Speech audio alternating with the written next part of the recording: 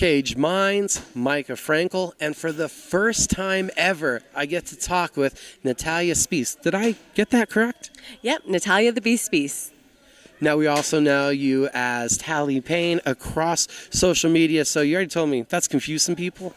It is. That just kind of came about as a gym nickname.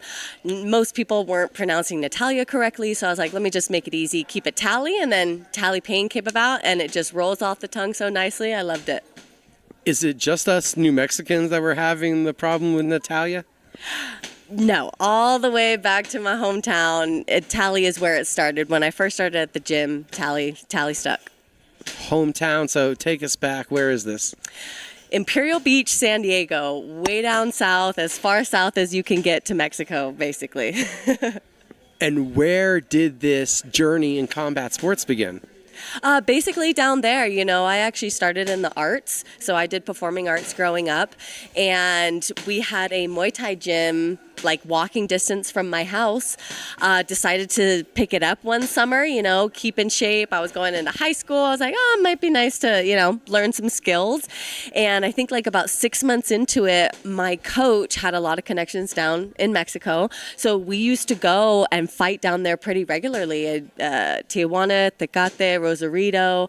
So I just hopped in the car and we went down there, didn't speak a lick of Spanish, and we just started doing it. And I would go and fight in these gimnasios in the middle of nowhere in the cardboard cities and stuff. And it was pretty cool and just kind of stuck from there.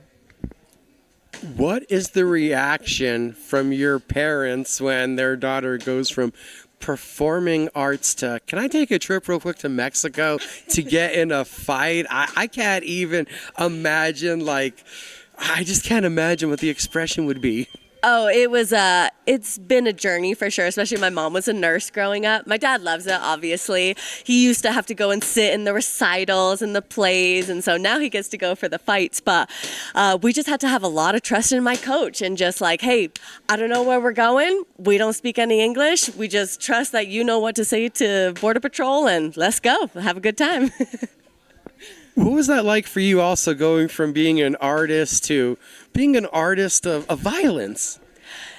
It's pretty funny. I think growing up myself, and probably similar to other fighters, I had a little bit of some anger issues. And so I just fell into martial arts beautifully. And my artistic side actually translated to the martial arts side. And I don't know what it is. I think because I started young, I just love getting hit, and I love hitting people. San Diego, born and raised, you said. When does the idea to broaden the training horizons come into play? It actually came about, and I think about 2018. I had just had my first MMA amateur fight, and I was driving all over the place. I was going up to LA. At this point, I was living in Orange County. So I was driving up to LA. I'd go to this gym, boxing gym, go do my jiu-jitsu here. And I just wanted a place where it had it all. And I had tried a couple different places, King's MMA. I had gone all about to these different gyms and just wasn't clicking for me.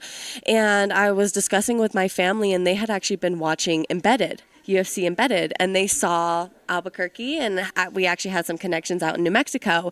They're like, hey, let's go check it out. If you don't like it, no worries. Hopped in a car, brought my dogs out here, came out for like a week, and honestly fell in love with it, and went home and was like, you know what? I think I want to go back and actually do my training camps out there. 2019, I went 4-0 with JacksonWink and as an amateur, and I was like, okay, this is going to be my home gym. And bought a house in 2020 during COVID, got very lucky, and the rest is history. Now, full-blown New Mexican, so I guess we got to ask you that question. Red or green? Green, all day. It's the official New Mexico question, guys, if you don't get it. PFC 34 Flyweight title fight, a promotion that you've really become a big part of, working in the office with them, doing commentary. What will it mean to you to get their belt wrapped around your waist? I was blessed in 2022 when I actually got an opportunity to fight for the belt back then.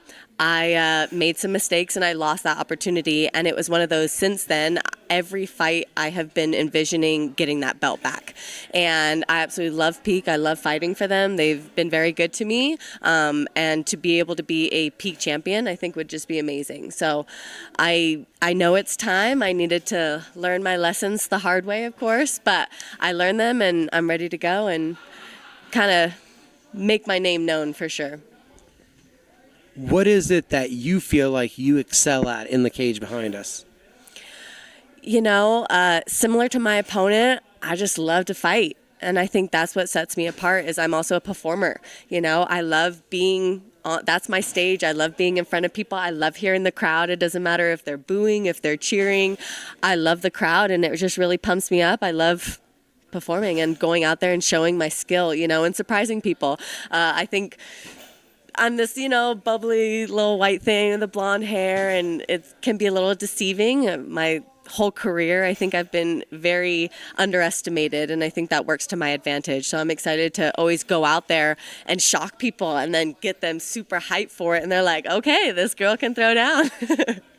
The opponent standing in your way from getting the title is going to be Karine Cristine. What do you feel like she does well that you have to be aware of in this matchup? She's extremely aggressive. You know, this is her first time fighting in the United States. She has a great group behind her. She trains out in Vegas. She trains with very well-known people in the UFC. And she's aggressive, and she wants this. She wants to, I think, make her name known as well. And so I think it's going to be a great fight for both of us, both of our styles. We just like to go in there and bang. And I think that's the biggest thing. I just need to make sure I stay calm, you know. She's going to have to deal with the lights and the first time fighting out here in a big stage and all that. And this is what I love to do. I'm comfortable with it. I fought in Amarillo before. So let her enjoy the big lights and all that. And I just got to go and do my job. How do you not over-enjoy it? How do you have a controlled chaos in there and not let that love of just wanting to fight get into being out of control? Honestly, that's the hard lesson I learned. You know, when I got that opportunity to fight for the belt the last time, I think I got a little too distracted with the lights and, I'm going to be the champion and this and that.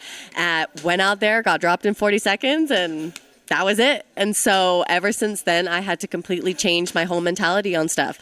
Of course, every fight is the most important fight. Each fight, I have treated it as if it was a championship fight, and this is just another fight. I just got to go out there and do what I do best. What does it take to live up to the level of expectations that you've already set forth? Because I've heard teammates talking about how you perform sparring in training. So how do you live up to those expectations of what you already do in here daily? I think a lot of it is mentality.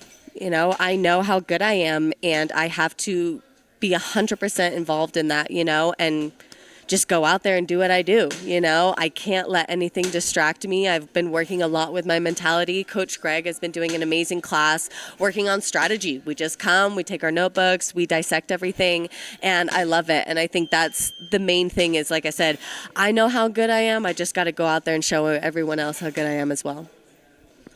It's going to be Amarillo, Texas, PFC 34, and that's March 16th. Got 2 weeks.